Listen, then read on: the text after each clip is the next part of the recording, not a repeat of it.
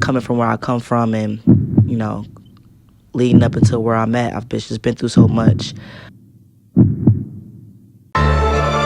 We the best music. 2019, we ain't taking no shorts unless we going on vacation. Big fish. Another one.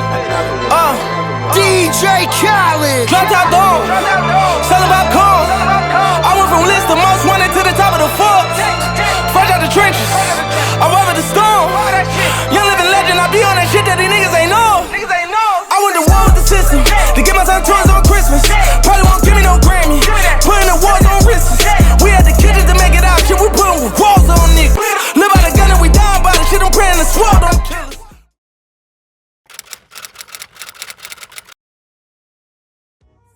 Me and my dad right here. My dad, he did 15 years in prison and shit. I used to go visit him all the time. My aunt Rika, my grandma. That's his mom, his sister. He was there, you know what I'm saying, just, you know, behind bars type there. We used to write a lot. This is my stepdad. This who raised me for real. He was in my life growing up when I was a kid and whatnot. That's my mom. Young thoughts right there, little thotties, you know what I'm saying? This is my grandma right here. That's who raised me too. So for real, it's my mom, my stepdad, my nanny. That's my nanny right there. She really raised me most of my years growing up. Shit, I don't remember having this shit, bro. I was a tomboy for real, but nigga stayed fresh, I say that, you know what I'm saying? I used to hoop. I used to be shy for real. That's my granddad. You can't even see him, but that's my granddad, my mom's dad. I used to be shy for real. Then when I stopped being shy, that's when I really like started balling on these hoes. I'm telling you, I started going crazy. Like 8th grade, that's when I really started being like, you know, out there. Shit, what else? I just saw something for my graduation. Oh yeah, 6th grade graduation. Ugly. Look at the cramps. If you ain't had a cramps in your head, boy, you was nothing, period. I'm from Cincinnati, Ohio. You know what I'm saying? The best part of Ohio. Everybody know that shit. Grew up in Pine Hill. You know what I'm saying? That's one of the hoods in Cincinnati. That's where I was born and raised. I never lived nowhere else besides Cincinnati and then Atlanta. I ended up in Atlanta because my mom was here first. And I used to visit her a lot, and when I came to Atlanta, it was a vibe. Like anybody who been to Atlanta, you know when you come here, it's like a vibe. Like you like, damn, this shit, it just inspires you to see so many successful black people. You know what I'm saying? Like it just make you feel like you can do this shit too. So just coming down here and visiting her, I kind of wanted to move down here, but then really what made me move down here was when things got real slow in Cincinnati, and I was like, bro, I just want a clean slate. I just want to start over. I'ma just say fuck it. Moved to Atlanta. I had like $400. U-Haul, me and my brother Stacks. He drove down with me, and it was a good transition because what I did before I moved down here was I planted my seed. So I was DMing people like, yo, I'm a promoter, I'm a host, I do this, I do that. I'm about to move to Atlanta. And people, the one thing about people in Atlanta, the right people, they want to work. You know what I'm saying? If you serious, if they fuck with you, they really gonna look out for you. You know what I'm saying? And I had came across a promoter, and I was like, yo, I want to work. You know what I'm saying? And she put me on. I started promoting with her. So the transition was real smooth. Like, I'm not gonna lie, it wasn't difficult. Plus, I had my mom. That's probably the biggest thing. Like, I had family here, I had my mom here, so it really wasn't a big like drastic thing. It was exciting as hell, I'll tell you that. Hella new girls. I'm like, hey, look at all these. Hella new girls. I'm like, ooh, I gotta be careful down here.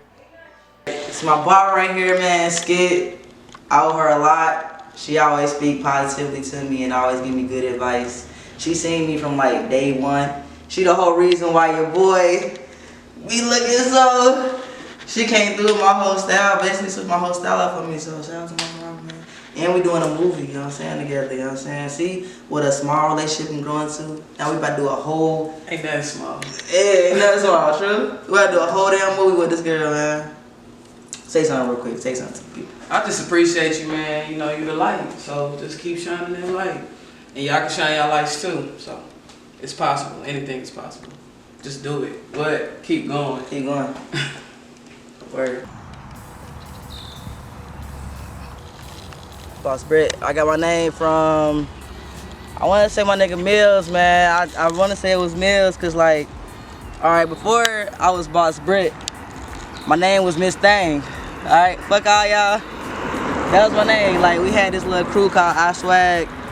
And, like, this is when MySpace was popping, like, real big. So, like, everybody on MySpace had, like, nicknames and cliques and shit. So, I was I Swag Miss Thang. That was my nickname on there.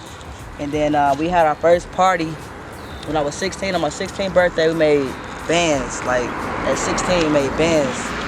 And my friend was making a joke, like, oh, you the boss now. You Boss Britt. You Boss Britt. And that shit just stuck, like. That's how I got my name back in my hometown. Just on some goofy shit, but organic shit, you know what I'm saying? And it really fit, you know what I'm saying? Cause your girl is, you know what I'm saying? Young boss, you know what I'm saying? What inspires me, man, is definitely my hometown, like just knowing where I came from, how I grew up, all the friends I lost, all of my niggas who locked up, and just being around that kind of environment. Like Cincinnati, like it's a dope place. But it's so small, and like everybody like from a hood, like we all rep something. It's just like everybody just against each other versus working together. So my inspiration comes from there and just wanting to make it out, because I know like when I started traveling more, I was like, damn, like it's so much more than Cincinnati. Like, not dissing my city at all, but just being out in different places, like meeting different people. It's like that shit was inspiring. Like, man, we don't gotta be here boxed in, cause like Cincinnati is a place where like you could raise a family, you know what I'm saying? But it ain't really like an Atlanta, like a Black Hollywood, where people is big in the entertainment and stuff like that. And since that's what I was trying to do, I'm like, ain't no way I can do this here. I mean, I could, but it might take me longer, you know what I'm saying? So I was just like, fuck it, like. So just being from where I come from, like that's really my biggest inspiration, and just knowing like that I was always the one where I was like, or my family was like, you know, what you gonna do, what you gonna do? Like, I never really had shit going in my family. I, like I said, didn't get it, but I've been doing, you know, parties since I was 16, but they probably didn't understand how serious I was with that and where it could really go to. So I'm definitely inspired by, you know, I don't want to say my family doubted me, but it was a little doubt. Like, you know what I mean? When I dropped out of college especially, it was like, what you gonna do now? So I just want to prove everybody that, you know, I can do it. I'm gonna do it. I'm gonna be one of the first, you know, I'm gonna be the first millionaire in my family. You heard it here now, I'm gonna be the first millionaire in my family. I'm gonna tell my mama she can quit her job. That's what inspires me. My grandma, all of them, they gonna be good. That's my inspiration, my family, and just, you know, where I come from.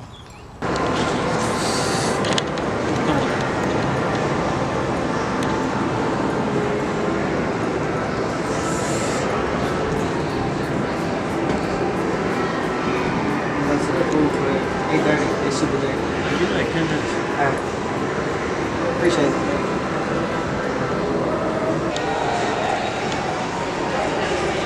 Shit, they got one of my groupies. They got one of my groupies right here. Say that, boy.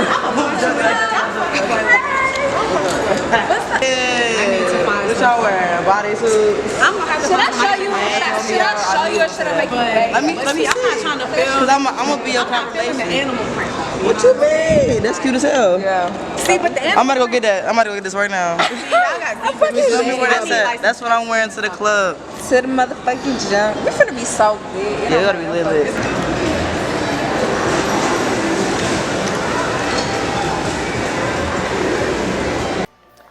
My hobbies besides promoting and throwing parties, shit, I'm boring, bro. I like working out. I be in the gym. You know what I'm saying? I like working out. I like reading. I like watching TV. I like catching up on music when I got free time. I like going to, you know, the park. I used to skateboard a lot. I like spending time with my family when I can. I'm really a simple person, so I just be chilling. Like, so besides hosting, I'm a brand ambassador, marketing consultant. I'm into advertising. I'm a host on the Progress Report, and event coordinator. Soon to be philanthropist, trying to get up in there, you know what I'm saying, and have a lot of nonprofits and be somewhat of a motivational speaker, but I really can't speak, which is weird as hell. Like, see, I can't speak. Like, I can't speak. So like on the mic, I'll be. If you watch me on the mic, first of all, it's hella spit, cause I gotta like, it's hella spit on the mic. Can't talk at all. So that's what else I do. Owner right here, Live Hip Hop Daily. He always looking out. Follow us, Live Hip Hop Daily.tv. Shout out to the Progress Report. They killing shit. Believe that. Yeah. So the Progress Report, man, that is a. Before anything, we are a media platform, all right. But most importantly, what everybody knows us for is for being a podcast, online radio show. You can catch us every Wednesday on Live Hip Hop Daily. It's me, DJ XL, Lala. We a family too, man. Like we were friends for anything. So I think it's dope that we got a genuine vibe, a genuine chemistry and history. Being an entrepreneur, man, was inspired by them team parties. I'm not gonna lie. When we saw how much money we could make on our own, I'm talking about when I was 16, I had bands like from team parties. That really inspired me to understand, like, you don't have to have a 9 to 5 to make money. You know what I'm saying? You can actually put your mind to a plan and you can make your own source of income. So throwing the team parties really inspired me. Plus, I never really liked working for nobody else. I don't like taking orders and being on time for nobody else. I like my own schedule and things like that. And plus, just reading and stuff like that. Entrepreneurship, that's how you're gonna be able to travel. That's how you're gonna be, not saying you can't travel with a job, but that's how you're gonna be able to really do the traveling that you really wanna do. Make your own little schedule, you know what I'm saying? You can take care of your family. It's just unlimited sources of incomes that you can have when you're an entrepreneur. So I was infatuated with that.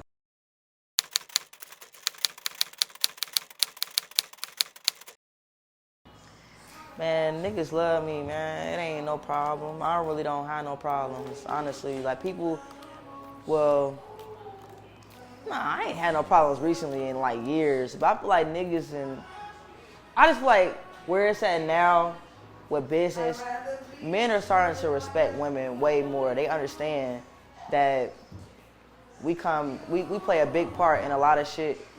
But also, I feel like people will get taken advantage of or, like, feel like men don't respect them because of how they carry themselves. So you also gotta like carry yourself a certain way. Like, nigga, nah, I'm not going for none of that bullshit. So when you put your foot down and you really show the truth about your business, people gonna respect that off rip. So I really don't have so many problems with it being like a man-dominated industry. Plus, I'm in the LGBT world, so it's like lesbians, lesbos.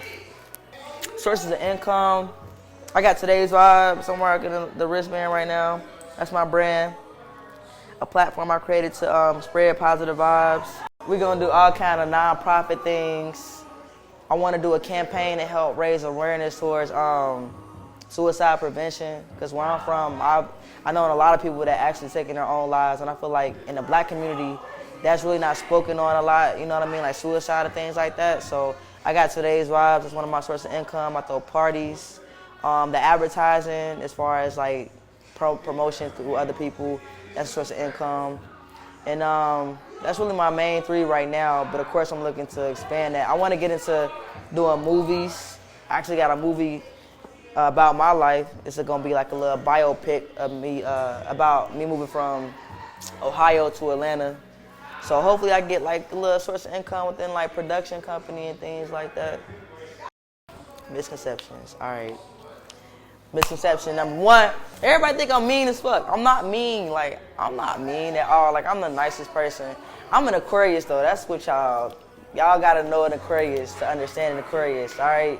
First of all, you can't understand it, so don't even try to understand this. Take that back. We are lovable assholes, okay? So I might be sitting there looking like a mean mugging, but I'm really just observing. I'm a very observant person. I just be watching my surroundings. I'm big on that. Yeah, people think I'm mean as hell.